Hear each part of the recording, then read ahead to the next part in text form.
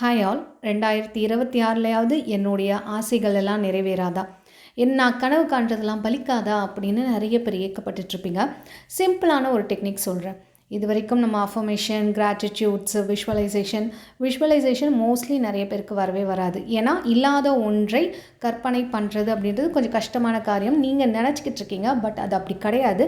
நிறைய நெகட்டிவ் தாட்ஸை நம்மளால் எப்படி மேனிஃபெஸ்ட் பண்ணுறோம் எப்படின்றத யோசிச்சு பாருங்கள். நீங்களே எவ்வளவு கற்பனைகள், தேவையில்லாத எதிர்கால கற்பனைகள், பயங்கள், இதெல்லாத்தையும் நம்ம மேனிஃபெஸ்ட் பண்ணியிருப்போம் இல்லையா? ஸோ அந்த கற்பனை திறன்லாம் இருக்குது, ஆனால் நம்ம பாசிட்டிவாக தான் நினைக்க முடியல. அதற்கு காரணம் நம்மளுடைய ஆழ்மனம். ஸோ அந்த காலத்தில் பார்த்திங்கன்னா யோகிகள் சிறப்பான ஒரு மேனிஃபெஸ்டேஷன் பண்ணாங்க. என்ன டைப் ஆஃப் மேனிஃபெஸ்டேஷன் அப்படின்னு பார்த்திங்கன்னா சைலன்ஸுங்க. அவ்வளோதான், ஒன்றுமே கிடையாது, சைலன்ஸ். உங்களுடைய எனர்ஜியை நீங்கள் சேமித்து வச்சுக்கோங்க அப்படின்னு சொல்லாமல் சொல்லப்பட்ட ஒரு மேனிஃபெஸ்டேஷன்.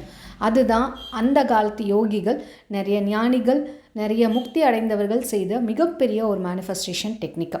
நீங்கள் வேணால் பாருங்களேன், லைனாக எவ்வளோ பேர் அந்த ஞானம் அடையிறதுக்கு முன்னாடி தவத்திலேயே இருப்பாங்க, அமைதியான நிலையிலே இருப்பாங்க, மெடிடேஷன்லேயே இருப்பாங்க.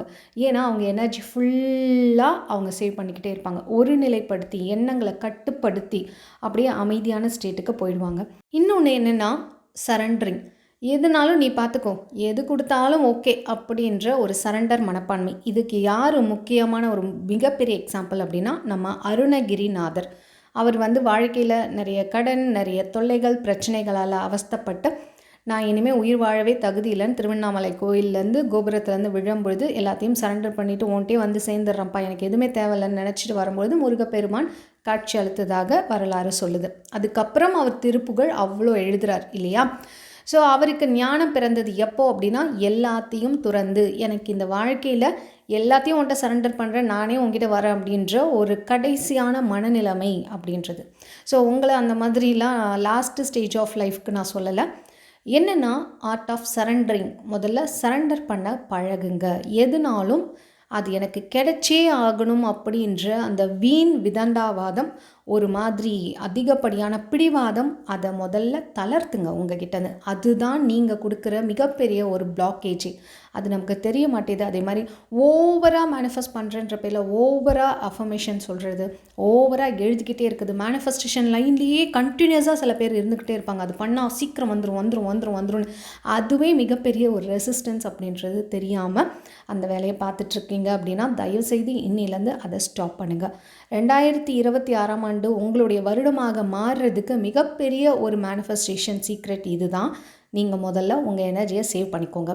அதிகமாக கோவப்பட்டு எல்லார்கிட்டேயும் நீங்கள் கத்துறீங்க, இல்லை கோவப்படுறவங்க உங்களை ட்ரிகர் பண்ண உடனே நீங்கள் எமோஷ்னலாக ட்ரிகர் ஆகுறீங்க அப்படின்னா உங்களுடைய கான்ஷியஸ் அவேர்னஸ் மூலயமா நீங்கள் கொஞ்சம் கட்டுப்பாட்டுக்குள்ளே வரணும்.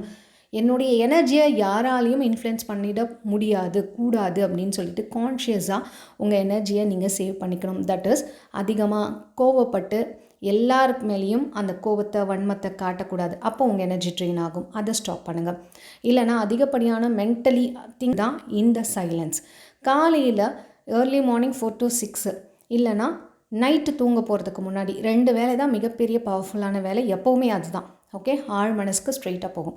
இங்கே என்னென்னா நம்ம அடியில் இருக்கக்கூடிய அந்த தெளிவு நம்ம பார்க்க முடியறதில்ல. ஆழ் மனதில் இருக்கக்கூடிய தெளிவை நம்ம என்ன பண்ணுறோம் அப்படின்னா, குழம்பிய நிலையிலேயே எண்ணங்களுடைய அந்த அலைவரிசையிலேயே அந்த கூச்சல் சத்தத்திலேயே நம்ம ட்ராவல் ஆகிட்டுருக்கிறதுனால நமக்கு அந்த அமைதின்றதே கிடைக்க மாட்டேது. அப்போ இந்த பிரபஞ்சம் சொல்லக்கூடிய விஷயத்தை, நமக்கு கொடுக்கக்கூடிய விஷயத்தை நம்ம அலோவ் பண்ணுறதே கிடையாது. நம்ம தான் இங்கே குழப்பிக்கிட்டே இருக்கோமே. அப்போ அதுவும் பிரபஞ்சமும் அப்படியே வெயிட் பண்ணிக்கிட்டே இருக்கும். நம்ம அமைதியாக நம்ம ஒரு நிலைக்கு, அமைதியான ஒரு ஸ்டேட்டுக்கு போயிட்டோம் அப்படின்னா பிரபஞ்சம் தானாகவே கொடுக்கும். நீங்கள் கேட்க வேண்டிய அவசியமே கிடையாது. ஓகே, நீங்கள் இந்த ஞானிகள், இந்த ரமண மகரிஷி ஆகட்டும், வள்ளலார் ஆகட்டும், யார் பெரிய விவேகானந்தர் ஆகட்டும், புத்தர் ஆகட்டும், எல்லாம் முக்தி நிலையக்கு அடைஞ்ச அவங்களுக்குன்னு ஆசிரமங்கள் கட்டினாங்க. இப்படி பல விஷயங்கள் இருக்குது. அவங்களுக்கு தானாகவே எல்லாமே தேடி வந்தது. அமைதி மிகப்பெரிய ஒரு ஆயுதம்ங்க. அதனால் அமைதியாக இருந்து உங்கள் எனர்ஜியை சேவ் பண்ணிக்கோங்க. இது வரைக்கும் அந்த தப்பு பண்ணிகிட்டு இருந்தீங்க. ஈகோ தான், வேறு என்ன. மெயினாக ஒருத்தவங்க சொல்கிறாங்க, இல்லை ஒருத்தவங்க கருத்து சொல்கிறாங்க, நம்மளை ட்ரிகர் பண்ணுறாங்க, டக்குன்னு அந்த இடத்துல நம்ம ஜெயிச்சிடணும், இல்லைனா நம்மளை ரொம்ப ஏளனமாக பார்த்துருவாங்கன்ற ஒரு ஈகோ நமக்குள்ளே இருக்க மிகப்பெரிய எதிரியான அந்த ஈகோவை முதல்ல உங்ககிட்டேருந்து துரத்துங்க. அதே மாதிரி அதிகப்படியான கோபம், என்னால் கண்ட்ரோலே பண்ண முடியல அப்படின்ற கோபத்தை கட்டுக்குள்ளே கொண்டு வாங்க. இதுதான் உங்கள் புது வருஷத்தோடைய மிகப்பெரிய ஒரு ரெசல்யூஷனாக இருக்கணும். ஸோ அதெல்லாம் பண்ணிவிட்டு நீங்கள் உங்களுக்கு என்ன வேணுமோ அதை ஜஸ்ட் இமேஜினேஷன் பண்ண முடிஞ்சால் இமேஜினேஷன், இல்லைன்னா உங்களுக்கு வேணுன்றதை நீங்கள் எழுதலாம். இல்லைன்னா நீங்கள் அமைதியாக முதல்ல உங்கள் எண்ணங்களை அமைதிப்படுத்திட்டீங்க அப்படின்னாலே போதும். காலையில் வேலையில் உட்காந்து ஒரு 10 நிமிஷம் அப்படியே சைலண்ட்டாக உங்கள் மூச்சுக்காற்றை கவனிக்க ஆரம்பிங்க. இல்லைன்னா உங்கள் மூச்சுக்காற்றை கவனிக்க முடியல அப்படின்றவங்க உங்கள் எண்ணங்கள் என்ன தான் வருது, உங்கள் மனசுலேருந்து என்னெல்லாம் தாட்ஸ் வருது, நீங்களாம் எதுவும் நினைக்க வேண்டாம். தானாகவே அங்கே வந்துக்கிட்டே இருக்கும், தாட்ஸ் வந்துக்கிட்டே இருக்கும். இன்றைக்கி என்ன பண்ணலாம், நாளைக்கு என்ன பண்ணலாம், நேற்று என்ன நடந்துச்சு, அன்றைக்கி இதை சொன்னாங்க, இத்தனை எண்ணங்களும் வரும். நீங்கள் ஜஸ்ட்டு தேர்ட் பர்சனாக இருந்து லிசன் பண்ணுறதுக்கு ட்ரை பண்ணுங்கள். அது பாட்டுக்கு வரும். அதுக்கப்புறம் திரும்ப நீங்கள் உங்கள் ஸ்டேட்டுக்கு வாங்க. திரும்ப நம்ம இங்கே மூச்சு காற்றை கவனிக்க ட்ரை பண்ணுங்கள். திரும்ப உங்கள் எண்ணங்கள் உங்களை கூட்டிகிட்டு போகும். இப்படியே மாறி மாறி மாறி ரெகுலராக நீங்கள் ஒரு 3 மந்த் ஃபுல்லாக இதை ஃபாலோ பண்ணிக்கிட்டே இருக்கும்போது ஒரு கட்டத்தில் உங்களுக்கு என்ன நினைக்கிறதுனே தோணாது. ஏன்னா எல்லா எண்ணங்களும் உள்ளேருந்து வெளியில் வந்துடும். நீங்கள் அமைதியாகினா ஸ்டேட்டுக்கு வந்துடுவீங்க. நீங்கள் அதுக்கப்புறம் உங்களுக்கே என்ன கேட்கணும், ஏன் கேட்கணுன்ற ஒரு நிலைக்கு வந்துடுவீங்க. கேட்காமலே கடவுள் கொடுப்பான்ற ஒரு நம்பிக்கைக்கு வந்துடுவீங்க. நீங்களே கேட்காம அதுக்கப்புறம் பாருங்களேன், எல்லாமே உங்களை தேடி வரும். ஓகே, இதை நீங்கள் லைஃப்லேயே நிறைய விஷயம் சந்திச்சிருப்பீங்க. நிறைய விஷயம் ரொம்ப இழுத்து பிடிச்ச விஷயம் விட்டுட்டு போடான்னு சொல்லிட்டு எட்ட வரும்பொழுது தானாகவே அமைஞ்ச விஷயங்கள் நிறைய இருக்கும். அப்படி இருந்தால் மறக்காமல் கீழே கமெண்ட் பண்ணுங்கள். என்ன மாதிரி விஷயம் உங்களுக்கு அந்த மாதிரி நடந்துச்சு அப்படின்னு மறக்காமல் கீழே கமெண்ட் பண்ணுங்கள்.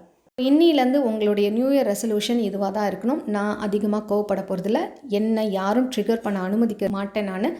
என் எண்ணங்களை நான் கவனிக்க ஆரம்பிப்பேன், என் எண்ணங்களை நான் அமைதிப்படுத்துவேன் அப்படின்றத நீங்கள் ஒரு ரெசல்யூஷனாக எடுத்துகிட்டு எனக்கு கீழே கமெண்ட் பண்ணுங்கள். ஆமாம், நானும் இதில் பங்கு பெறுறேன் அப்படின்னு சொல்லிட்டு.